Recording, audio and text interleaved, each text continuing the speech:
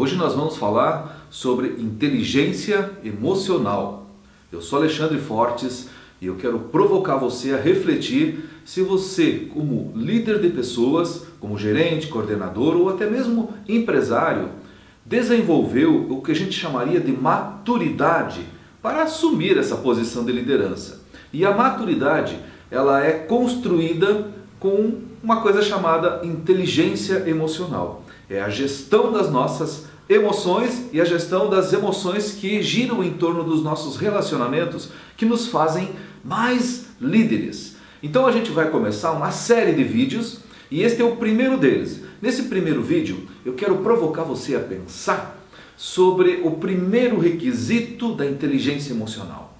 O que é um requisito da inteligência emocional? É uma característica que todo o líder, ou então toda pessoa precisa ter para dizer que tem um pouco de inteligência emocional. Então a primeira característica, o primeiro requisito, nós vamos chamar de autoconhecimento ou autoconsciência.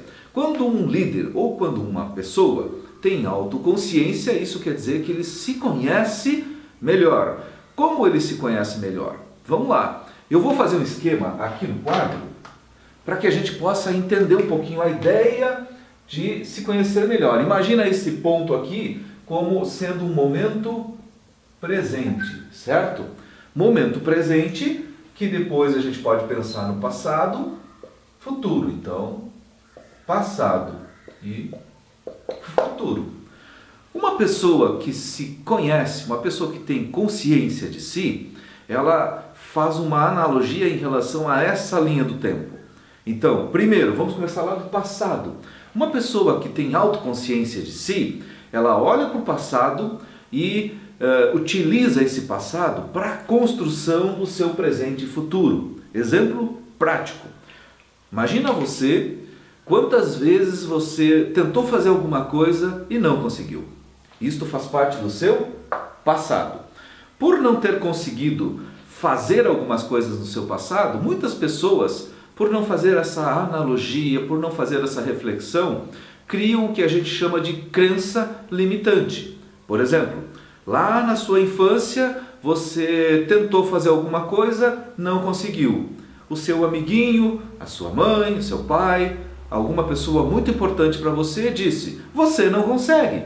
E a partir dali, o seu passado determinou o seu presente, o seu futuro. Então, se conhecer tem a ver com fazer uma revisão, fazer um balanço, né, de todas as situações que vivenciamos no passado e administrar, enxergar melhor esses eventos. O que dá para fazer? Se eu quero ser um grande líder e eu tive alguns eventos no passado que foram negativos, como que eu posso fazer com que esses eventos se transformem em positivos? No coaching a gente trabalha isso. Aquele evento que foi negativo no passado, a gente pode chamar de imprint, ou seja, imprimiu na minha mente uma verdade para mim, que a gente chamou de crença. Essa verdade virou uma crença, porque eu acredito que aquilo é uma verdade. Como que eu faço para transformar esta verdade negativa, que é uma crença limitante, numa verdade positiva? Fazendo o que a gente chama de reimprint. Eu vou reimprimir aquela lembrança de maneira diferente, certo?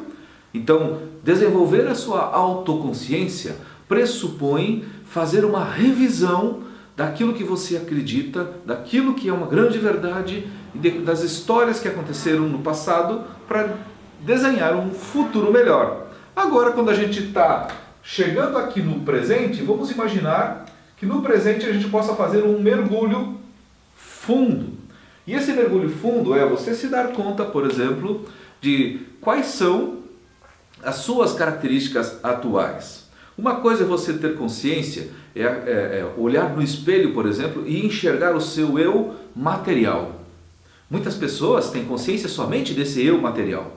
Porém, abaixo desse eu material, nós temos diversos outros níveis. E a gente pode ir mergulhando imagina um iceberg onde você não enxerga os outros níveis. E aí esses outros níveis a gente poderia dizer o seguinte: a gente ter consciência de si, primeiro é eu ter consciência do eu material, do eu físico, depois do eu comportamental. Que tipo de comportamentos eu tenho consciência que faço ou que não faço? Quantas pessoas fazem coisas e não estão se dando conta que estão fazendo? Porque está inconsciente, ou seja, não tem autoconhecimento, tá certo? Abaixo ainda deste nível, né, de não se dar conta de estar fazendo, tem o nível das capacidades. Quantas pessoas não se dão conta que não estão capazes de fazer alguma coisa? Então você imagina alguém que não está capaz de, por exemplo, pegar um automóvel e dirigir, e pega o automóvel mesmo sem saber, mesmo sem ter consciência daquela competência, do domínio daquela competência, e se acidenta de carro. Isso é muito comum, porque são pessoas que não têm consciência. Agora traz isso para dentro das empresas. Quantos líderes que não têm consciência da sua incapacidade, da sua falta de conhecimento, da sua falta de habilidade. Então, se põem a fazer coisas que não estão preparados. Entendeu? Abaixo ainda disso tudo, tem o que vincula o nosso passado com os nossos imprints, que são as nossas crenças. Então, quando a gente não tem consciência das nossas crenças, não olha para o passado e não percebe o que aconteceu lá, que formatou a versão atual que você está aí, é sinal que você não se conhece, que você não tem autoliderança, que você não tem autoconhecimento. E por fim, ainda lá no fundo, muita gente não tem consciência de quem é, certo? O que é consciência de quem é? É saber quem eu sou. Quando você pergunta para uma pessoa, muitas vezes, quem é você? A pessoa tem um intuito de responder, eu sou João da Silva, por exemplo. Mas a pessoa, muitas vezes, não tem claro para si qual é a identidade, né? Quem ele é. Por exemplo, sabe aquele cara que você encontra para conversar e pergunta para ele, quem é você? E ele diz assim, eu sou um sortudo, eu tenho muita sorte, eu sou inteligente, eu sou capaz, eu sou dedicado, eu sou um líder. Então, esta identidade é uma forma de você se conhecer efetivamente em função de estar lá num nível muito profundo, embasando todos os demais, embasando suas habilidades, seus atos e, por consequência, você físico, você pessoa. Falamos do passado, falamos do presente, falamos de futuro. Muitas pessoas não conhecem a si mesmas. Por quê? Porque, de certa forma, elas não têm um futuro claro.